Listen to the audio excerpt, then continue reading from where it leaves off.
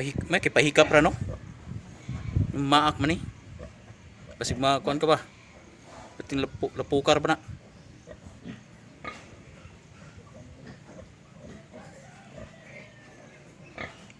Utong ka na.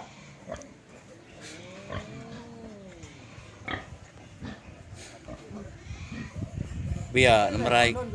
Ha? May namaraig biya. Agoy. Nagana ni muglapok oy.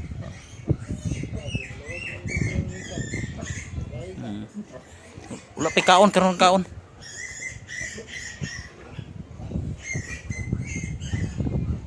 Ito po yung mga native na baboy, mga amigo.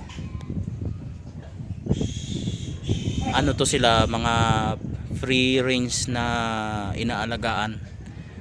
Hanggang doon yan. Dati nangagat ito pagdating dito. Kaya nga lang ngayon nasanay na sa tao, lumalapit na sa tao. Dati nakakatakot to lapitan kasi yung nagpapakain nito kinakagat niya. Ngayon wala na. Nasanay na sa tao na habang kumakain kinikiliti. Kitik.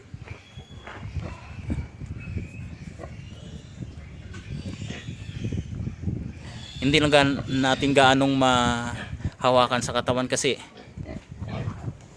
ang daming putik. Yan, papahigain natin. Yun, humiga na. Oh, humiga na nga. Ngayon malambing na. Kaya nga lang ang daming putik oh. Ang daming putik mo.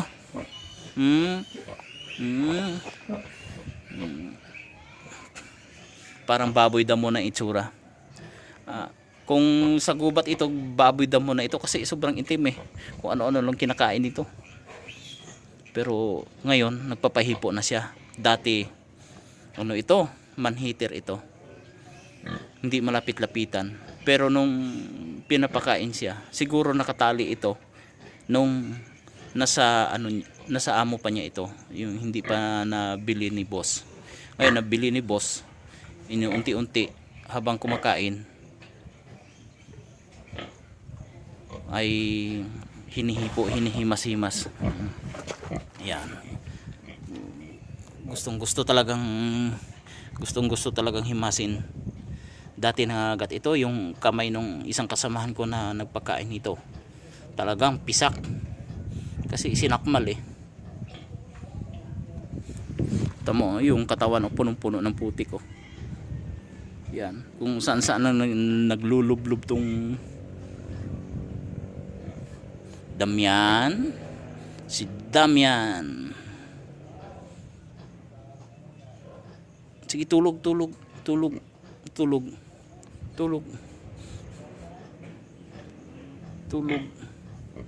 Parang mga baboy sa South Africa ano po.